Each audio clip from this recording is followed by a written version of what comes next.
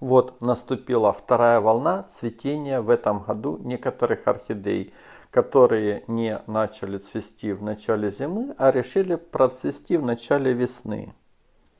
И если предыдущие года, вот в этот период, еще никто не распускался, а начинали орхидеи распускаться где-то в конце мая, в начале июня, то в этом году в связи, возможно, с какими-то изменениями в удобрениях орхидей, эти орхидеи зацвели именно сейчас. Итак, добрый день, меня зовут Станислав, и вы на канале Орхидеи дома. И сегодня я хочу поговорить с вами по поводу удобрений орхидеи.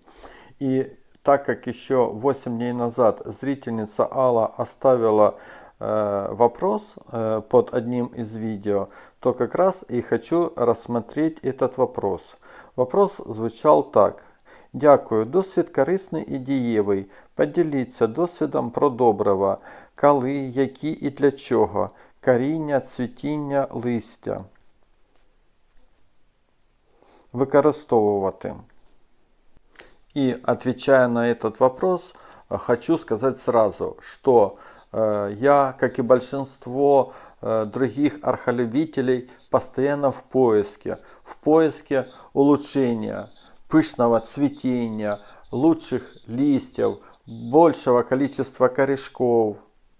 И поэтому методы моих удобрений время от времени я меняю, так как хочется все-таки найти идеальную формулу. И хотя я понимаю, что идеальную найти, наверное, невозможно, то хотя бы максимально приблизиться я, конечно же, хочу.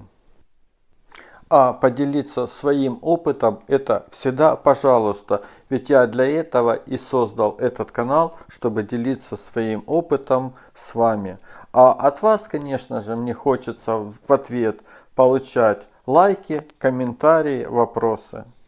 И, конечно же, подписывайтесь на канал. Ну, а что касается вопроса, давайте же загуглим, что же такое микро- и макроэлементы, которые жизненно необходимы для наших орхидей. Давайте начнем с макроэлементов. Итак, макроэлементы — это азот, фосфор и калий. Азот N обозначается буквой английской, и он ускоряет рост лиственной массы. Этот элемент отвечает за вегетативный рост. Фосфор, буква P английская, способствует развитию корневой системы, повышает устойчивость к болезням, а также способствует закладке цветоносов. И калий, К английская, способствует росту корней, повышает засухоустойчивость и сопротивляемость болезням. И это как раз те три элемента, с которыми, как правило, орхолюбители и играются. И в разный период, в разных развитиях для орхидей и используют. Но давайте несколько слов сейчас еще о микроэлементах. Я не буду подробно о них останавливаться, но просто скажу, что на каждом удобрении, которое вы покупаете, производитель, как правило, указывает наличие этих микроэлементов. Это, как правило, магний, бор, железо, марганец, цинк, медь, молибден, кобальт. А также производители иногда добавляют и, конечно же, указывают в инструкциях, что они добавляют аминокислоты. Это в основном идет метионин, глицин, лизин, триптофен. А также янтарную кислоту и иногда еще выдержки из биогумуса. В общем, все остальное, что производитель добавляет, они, как правило, все указывают на этикетке, где можно все прочитать. Итак, так как макроэлементы основные, как мы с вами только что проговорили, это азот, фосфор и калий, то и все удобрения у нас делятся на азотные, фосфорные и калийные. А также можно еще выделить одно, которое называют универсальное. Сейчас я вам попробую объяснить. Итак, удобрение, у которого, допустим, НПК, да, вот вы видите, N 1%, фосфор 1,5%, калий 2,3%, калия здесь самое больше, значит это удобрение считается калийным. Значит удобрение, где, так, где тут у нас состав, значит азот 45, фосфор 10 и калий 15, это удобрение у нас будет считаться азотным, так как азота в этой формуле получается у нас больше всего. Ну и теперь давайте найдем фосфорное.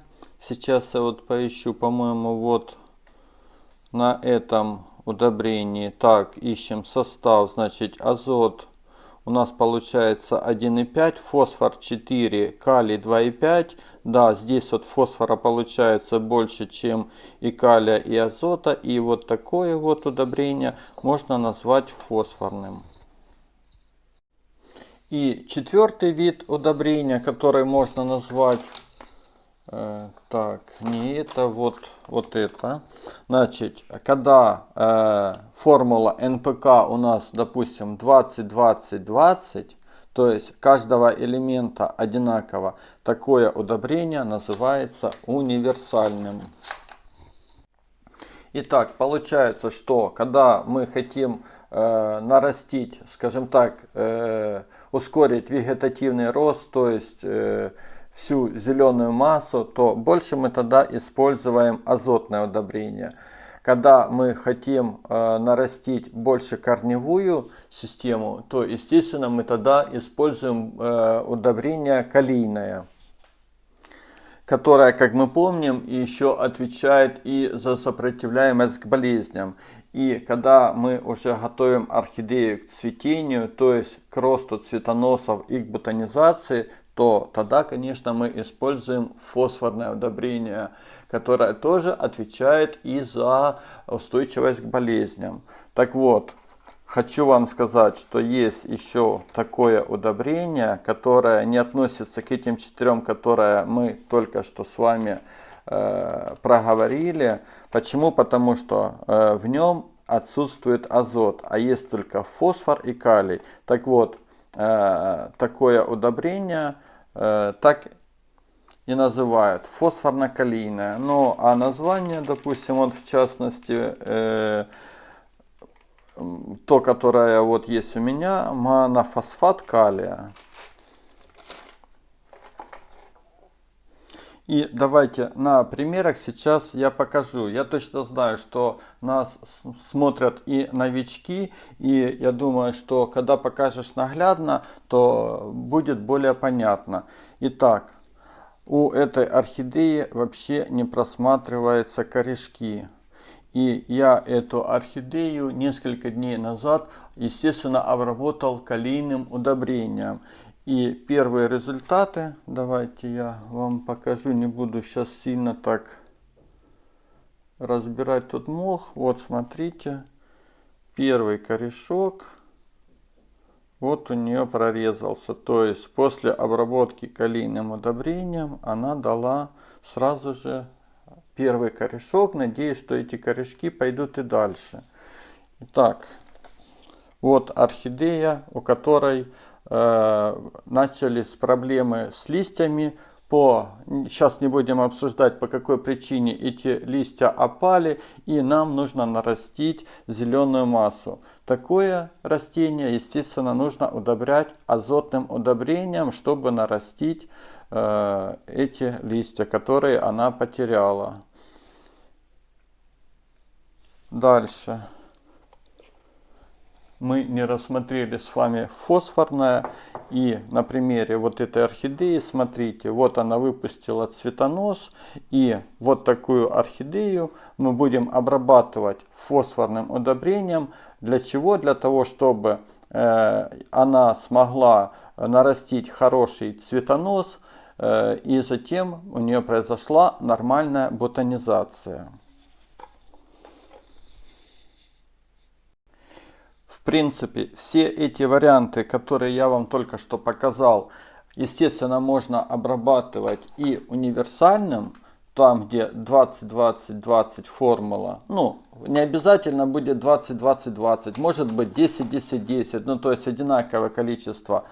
То, соответственно, ну, я считаю, что можно обрабатывать и универсальным удобрением любую из только что показанных орхидей. Допустим, мы начали с наращивания лиственной массы. И нарастили мы лиственную массу, допустим, на орхидеи. То есть все у нас хорошо, замечательно. Перешли на калийное удобрение. Нарастили хорошую корневую.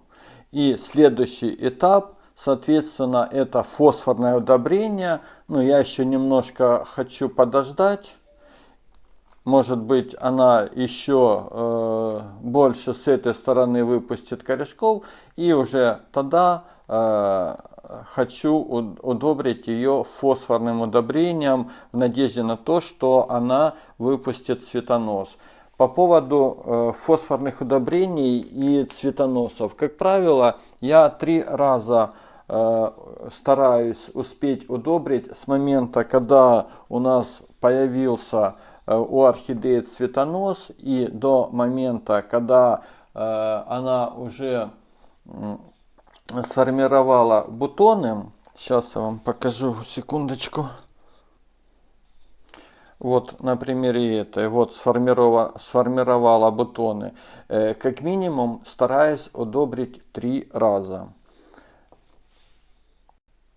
Но азотным и, допустим, калийным удобрением, естественно, можно удобрять не 3 раза, как, допустим, фосфорным, а до тех пор, пока растение не нарастит или зеленую массу, или если калийная, и мы наращиваем корни, но не каждый раз, а через раз. То есть при поливе, допустим, можно будет сделать раствор нужного вам удобрения и сделать полив.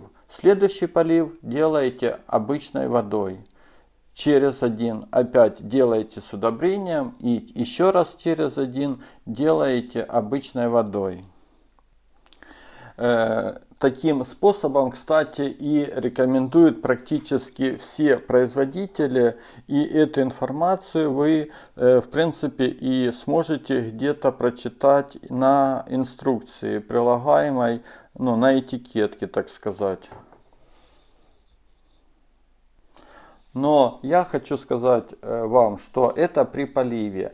Я в некоторые моменты удобрения своей коллекции был увлекся удобрением по листу. Почему удобрял по листу? Потому что при больших скоплениях вот этих удобрений на корнях наших орхидей начинают скапливаться соли кальция и магния, и они могут убить наши корни. Поэтому я в определенные моменты стараюсь удобрять только по листу. Но опять же, это не все орхидеи, это я выбираю вот какие-то там 1-2 полки и смотрю, что будет из этого получаться. Выводами пока делиться сейчас не буду, потому что еще, так сказать, рано, но я заметил, что при обработке по листу, как правило, можно будет делать просто уменьшенную дозу где-то раза в 3 меньше, чем указано в инструкции, и обрабатывать, скажем так, раз в неделю. Это, скажем так, то, что я уже заметил, и то, что уже у меня начало работать. И еще одно правило, которому я придерживаюсь и про которое я хочу вам сейчас рассказать, это про наличие этих солей в том растворе, который мы готовим для наших орхидей. Так вот, когда я делаю по инструкции,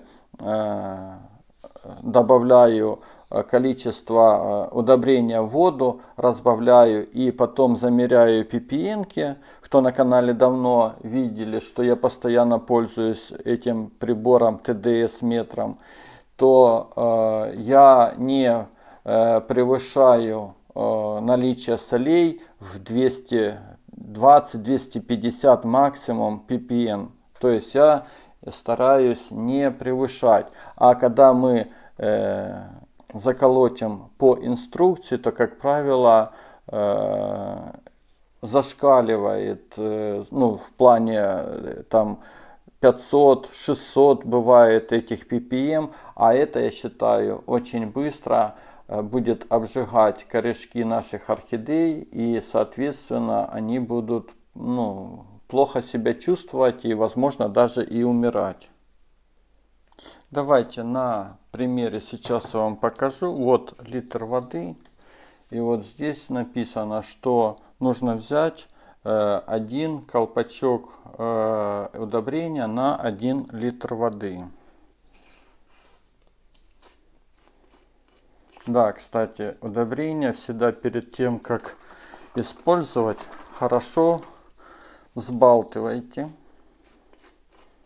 Жидкое удобрение будет очень хорошо, естественно, разбавляться в воде. Кристаллический, естественно, нужно будет немножко помешать. Ну, это тоже мы сейчас немножко размешаем. Забыл я замерить же количество ppm. Сейчас я в другой посуде вам покажу наличие ppm с этой баклажки воды, которая у меня была. Значит, смотрите, это та же самая вода, которая у меня была набрана здесь. И вот, смотрите, 52 ppm. Так, здесь мы добавили по инструкции. И давайте сейчас замерим. Значит, вот смотрите, 418 ppm. То есть, так как я вам говорил, что я стараюсь где-то 200, 220, максимум 250, то как раз это количество нам нужно разбавить еще в 2 раза. То есть, от инструкции, которую производитель указывает, я, как правило, беру в половину меньше. Еще одно правило, которому я придерживаюсь, это правило, что если у орхидеи нет никаких ростовых процессов, как, например, вот у этой орхидеи закуклены практически все корешки, листочек, ну, может быть, немножко он растет, я, конечно, не замерял, но мне кажется, что нет. Она отцвела уже давно, и как бы не пробуждаются, не набухают здесь почки. То есть орхидея, можно так сказать, в спячке, то такую орхидею я не удобряю. Опять же, это из моего личного опыта, что такую орхидею удобряй, не удобряй, результатов, как правило, никаких нету. Следующее правило, которому я раньше придерживался, но сейчас уже нет, это так называемая сезонность. В первый год, когда не год, там может быть чуть больше, когда у меня не было досветки, то я удобрял и весной, и летом, и потом начинал удобрять и осенью. Так вот, если у вас нету дополнительной досветки, то желательно осенью и зимой такие обработки удобрениями не проводить. Опять же, это лично как бы мой опыт, мое мнение, но я считаю, что это деньги на ветер. Еще есть такое удобрение, как осмокот. Значит, зрители раньше, когда увидели распаковку осенью, вышло видео, где была распаковка, и где я распаковывал именно несколько удобрений, в том числе и осмокот. Кстати, здесь НПК, значит, у нас получается 15, 9, 12. Это больше азотная. Так вот, на примере одной покамес орхидеи я только в одну добавлял. Значит, опыт покамес неудачный. И по поводу этого удобрения говорить пока ничего не буду. То есть я еще больше постараюсь найти информации, больше ознакомиться с этим удобрением и испробовать, и только тогда я вам покажу результаты. Все-таки будет он работать или не будет. Следующий момент, который я думаю, что вам будет интересен, это по поводу удобрений. Как бы все знают, что удобрения бывают минеральные, а бывают органические. Ну вот, например, это вот органическое удобрение. А вот это, ну тут не написано минеральное, но здесь я не помню, где-то все-таки я читал, что это минеральное. Это тоже вот минеральное. Вот эти тоже минеральные. Вот это идет, по-моему, органическая, органик. Ну, то есть, насчет, что же лучше, органическая или минеральная? Ну, я скажу так, что был момент, когда я больше года пользовался только органическими удобрениями, но этой осенью я все-таки не удержался и купил несколько минеральных и стал пробовать на некоторых орхидеях удобрять минеральными удобрениями. Ну, как бы результаты есть в основном положительные, как бы работают и то, и другое. Второй вопрос по поводу того, что эти удобрения мы применяем в домах, в квартирах, где мы живем, спим и все остальное. На этот вопрос понятно, что 100% ответить я сейчас не могу. Это нужно проводить какие-то научные исследования. Но, скорее всего, что минеральных удобрений в квартирах, где мы спим, я считаю, наверное, должно быть немного поменьше. У меня есть, допустим, некоторые минеральные удобрения, которые я купил и которые до сих пор еще даже, вот это вот удобрение, вот еще колпачок, даже не сорван. Я ни разу им еще не пользовался. Но планирую летом, сейчас вот, когда наступит июнь месяц и часть моей коллекции переедет на балкон, я обязательно испробую это удобрение на орхидеях, которые у меня будут находиться на балконе, так как я считаю, что при обработке эти частицы будут оставаться там на балконе, частицы удобрения, и этим удобрением мы не будем дышать в квартирах. Ну и кроме удобрений, как вы знаете, есть еще и стимуляторы всевозможные. Это такие, ну, чем пользовался я. Это HB101, это Эпин, это фиталон. Фиталон это вообще препарат, который там в основном собраны одни аминокислоты, еще какие-то там, я сейчас точно не помню, нужно почитать, что там еще добавлено. Ну, то есть я кроме этих удобрений и иногда пользуюсь некоторыми стимуляторами, но, скажем так, без фанатизма. Иногда, изредка, в какие-то особые моменты при пересадке, чтобы орхидея получила меньший стресс, или после пересылки. Ну, в общем, в разных случаях по-разному. Ну, а вообще про стимуляторы, я думаю, что это можно снять будет вообще отдельный ролик, ну, чуть-чуть попозже. Ну и еще один момент, удобрять, я думаю, вопрос, который будет вам интересен, это удобрять ли можно ли удобрять ли орхидеи тогда, когда они цветут. Значит, есть некоторые производители начали выпускать удобрения, которые для орхидей на всех этапах роста. Так вот, несколько раз я уже этим удобрением пользовался во время цветения. И был один негативный момент. Видео вышло, наверное, почти год назад.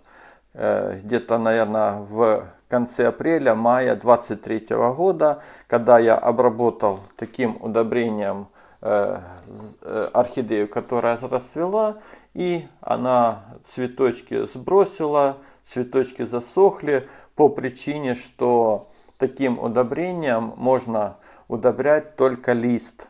И ни в коем случае удобрение не должно при опылении попадать на цветки орхидей. А я при обработке обработал и попал этот раствор на цветы, и мои цветы, к сожалению, пропали. Ну вот, пожалуй, наверное, я раскрыл все вопросы, которые были в комментарии у зрительницы Аллы. Я думаю, что вы тоже будете экспериментировать со своими орхидеями. Я считаю, главное не перебарщивать.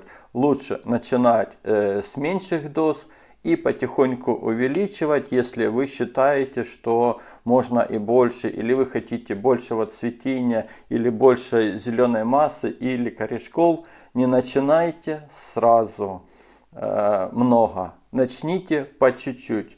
Это как бы правило тоже, которому я придерживаюсь. И, кстати, по поводу зацвевших орхидей, я заметил, что вот это удобрение, которое для цветущих в том числе можно применять, если орхидея не получала удобрения в процессе до цветения, то есть когда она была в состоянии покоя, когда она наращивала цветонос, бутоны, и орхидея не получала никакого удобрения, и вы такую орхидею удобрите после того, как она зацвела, так результат будет тоже негативный.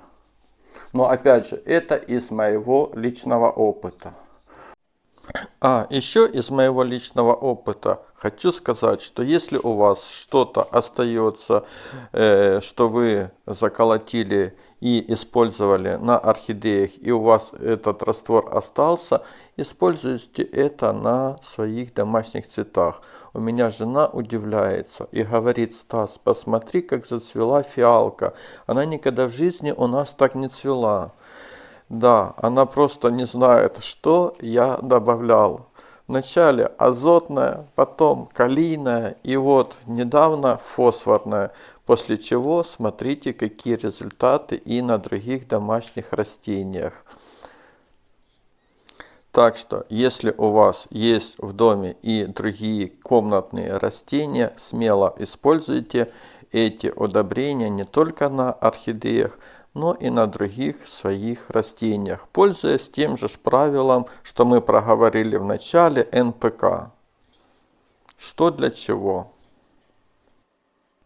То есть азотная для наращивания зеленой массы, калийная для наращивания корней и фосфорная для хорошего цветения.